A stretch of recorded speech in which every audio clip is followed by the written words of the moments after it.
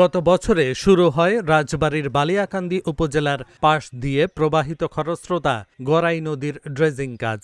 ড্রেজিংকৃত বালু রাখা হয় ব্যক্তি মালিকানা সম্পত্তির ওপর। শর্ত অনুযায়ী মোট বালুর 25% পাবেন জমির মালিক। এছাড়া বাকি 75% বালু সামাজিক, ধর্মীয় ও শিক্ষা প্রতিষ্ঠানে চাহিদা অনুযায়ী দেওয়ার সিদ্ধান্ত হয় জেলা পানি উন্নয়ন ও ব্যবস্থাপনা কমিটির সভায়।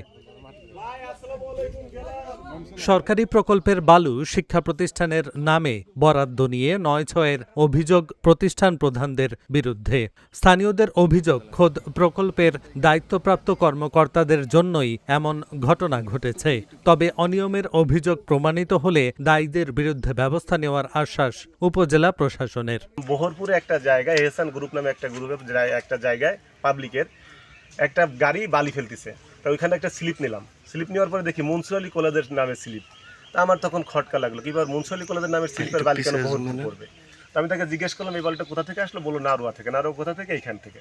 এখান বলতে আপনার এই গড়াই নদী খননের বালু। তো তখন আমি জানার চেষ্টা করলাম যে এই বালি কি বাইরে বিক্রি করার নিয়ম আছে কিনা আসলে।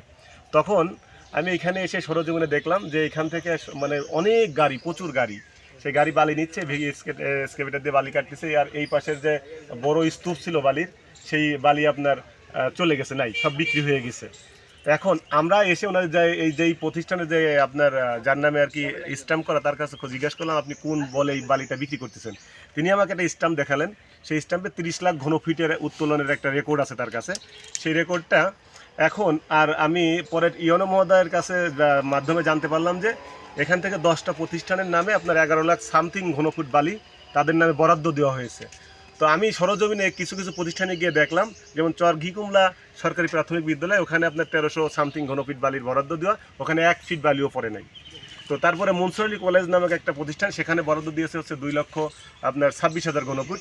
সেইখানে গিয়ে দেখলাম 40 গাড়ি, 200 ফিটের যে গাড়ি 40 গাড়ি, তার মানে 8,000 ঘনফিট পড়েছে। আর যে 2,18,000 ফিট বা যাই হয়, এটার কোনো হদিস নেই। মূলত আমাদের কাজ হচ্ছে নদীতে খননের কাজটা, পানি উন্নয়ন বোর্ড থেকে যে কাজটা আসছে সেটা 2.5 কিলোমিটার খননের কাজটা আমরা করতেছি। এবং এই খননের সাথে এইখানে এই এলাকাটার নেচার হচ্ছে পানি কমলে এলাকাটার জায়গাটা ভাঙে, এবং নদী ভাঙতে ভাঙতে প্রত্যেকটা নদী এখন যেখান দিয়ে যাচ্ছে, প্রবাহিত হচ্ছে, সম্পূর্ণটাই জমির মালিকদের জমির ভিতর দিয়ে। এখানে কোনো খাস জমি নাই।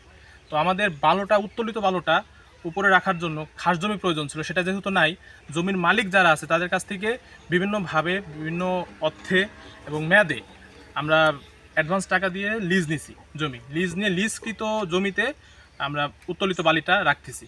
তো সেই বালু হিসাবে এখানে আমাদের এই সাইডে 3টা ডাইক, যে 3টা ডাইকে মেজারমেন্ট হয়েছে, সেই 3টা ডাইকে অনুযায়ী যে পরিমাণ বালু উঠছে সেটা 25% রেজুলেশন অনুযায়ী জমির মালিক পাবে। এবং আপনারা আমার পিছনে যে ডাইকটা দেখতেছেন, এই জমিতে যে বালিটা আছে 25 হিস্সা অনুযায়ী এই জমির মালিক বা যে প্রতিষ্ঠান জমি লিজ নিছে তারা হচ্ছে এই বালুটা পাবে। এই হিসাবে এখান থেকে বালুটা যাচ্ছিল। নারোয়া মনসুর আলী কলেজের অধ্যক্ষ খেলার মাঠ ভরাটের জন্য 2,26,000 ঘনফুট বালু বরাদ্দ নিয়েছেন। তবে সরেজমিনে মাঠটিতে 30 থেকে 40 গাড়ি অর্থাৎ 6 থেকে 8,000 ঘনফুট বালু পাওয়া যায়। যদিও অধ্যক্ষ দাবি করেন পরিবহন খরচ মেটাতে না পারায় 130 থেকে 140 গাড়ি অর্থাৎ 28,000 ঘনফুট বালু আনা হয়েছে। বাকিটাও পর্যায়ক্রমে আনা হবে।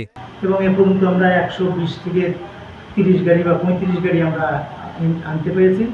আমাদের বরাদ্দ হলো প্রায় 1000 গাড়ির উপরে।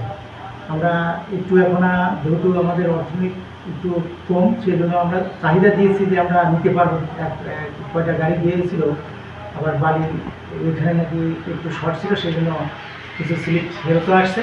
তো আমি 120 থেকে 30 গাড়ি বালি পেয়েছি।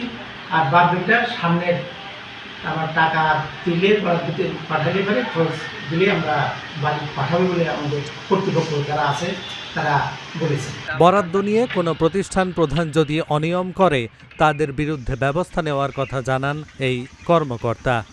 ড্রেজিং কার্যক্রমে যে প্রজেক্ট আছে, প্রজেক্ট অনুযায়ী স্থানীয়ভাবে যদি কোনো শিক্ষা প্রতিষ্ঠান, খেলার মাঠ, ধর্মীয় প্রতিষ্ঠান, তাদের যদি বালুর প্রয়োজন হয়, সেটি বিধি মোতাবেক জেলায় যে কমিটি রয়েছে, ব্যবস্থাপনা কমিটির সিদ্ধান্ত মোতাবেক সেটি সরবরাহ করার বিধান রয়েছে। তাদের আবেদনগুলো আমরা যাচাই বাছাই করে ডিসি স্যারের মাধ্যমে অনুমোদন করেছি এবং সেই মোতাবেক প্রতিষ্ঠানগুলোকে বালু সরবরাহ করা হচ্ছে এবং প্রতিষ্ঠানগুলো আমরা যতটুকু যাচাই বাছাই করে দেখেছি যে সকল প্রতিষ্ঠানই তারা বিধি মোতাবেক তাদের যতটুকু বালু পাওয়ার কথা সেটি বুঝে পাচ্ছে এবং এর বাইরে আমাদের কাছে অন্য কোনো অনিয়ম পরিলক্ষিত হয়নি। কারোর কাছ থেকে আমরা অভিযোগ পাইনি। তবে বিষয়টি সত্য যে প্রতিষ্ঠানগুলোকে যেভাবে বিনামূল্যে বালু দেওয়া হচ্ছে সেটি যদি অব্যাহত থাকে তাহলে প্রতিষ্ঠানগুলো উপকৃত হবে। এর মধ্যে অনেক প্রতিষ্ঠান আছে, দুর্বল প্রতিষ্ঠান, যাদের সে আর্থিক সামর্থ্য নাই। সরকারি হিসেব অনুযায়ী গড়াই নদীর ড্রেজিংয়ের মাধ্যমে এখন পর্যন্ত 16,26,882 ঘনফুট বালু তোলা হয়েছে। এর মধ্যে জমির মালিক পাবেন 4,60,074 ঘনফুট। Dhaka journal news desk.